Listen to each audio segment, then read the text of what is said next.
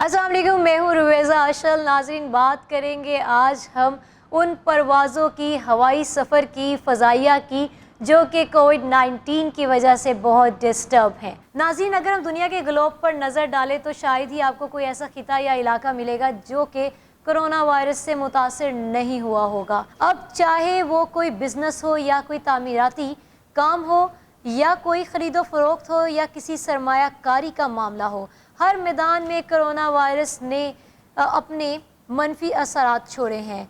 अगर मजदूर भूखे सोए हैं तो सनतकारों की कश्ती भी डगमगा रही है। अगर एक मेहनत कश अपने रोज़ीना की महरूमी का रोना रो रहा है तो एक सरमायादार अपने कारोबार की ज़वाल पजीरी पर आंसू बहा रहा है।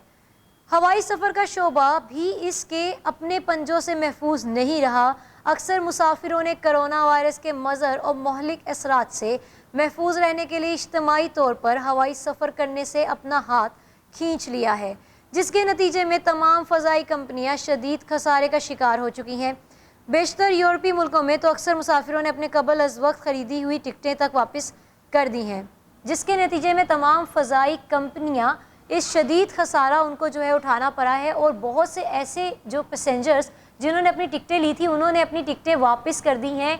कुछ लोगों ने कंप्लेन दर्ज करवाई हुई है, कुछ ने रिक्वेस्ट की हुई है कि जी हमें इसके पैसे जो हैं वो रिटर्न किए जाएं, क्योंकि लोग जो है इतना खौफज़दा हैं। फ़्लाइट्स जो है अगर जो जहाँ जो है ये फ़्लाइट्स ओपन हो चुकी हैं, लोग सफ़र कर रहे हैं, फ़ज़ाई सफ़र कर रहे हैं, लेकिन अभी भी हमारे पास कुछ 70 to 80% ऐसी आवाम है जो कि खौफज़दा है कोरोना से।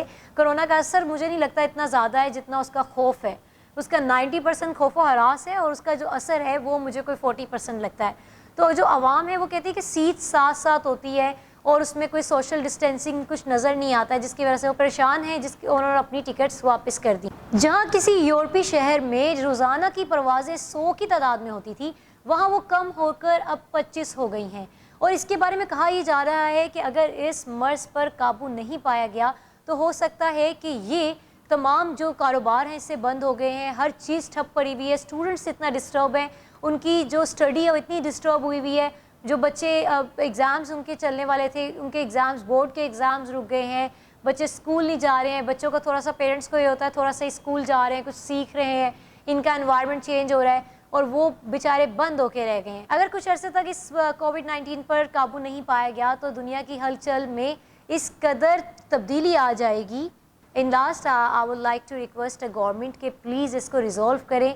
और जैसे कि आप लोग लॉकडाउन के हवाले से मैं एक बात कहना चाहती हूँ कि आप लोग टाइम, जैसे कि हमारा फ़िक्स है कि 7 बजे तक जो है सारी मार्केट्स खुली रहेंगी और उसके बाद जो है सब बंद हो जाएगा।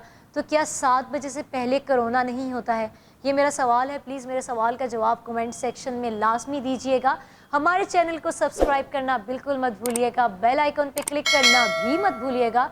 अगर आप बेल आइकन पे क्लिक नहीं करेंगे तो हमारी नेक्स्ट वीडियो आप तक नहीं पहुँचेगी। शुक्रिया। अल्लाह निगहबान।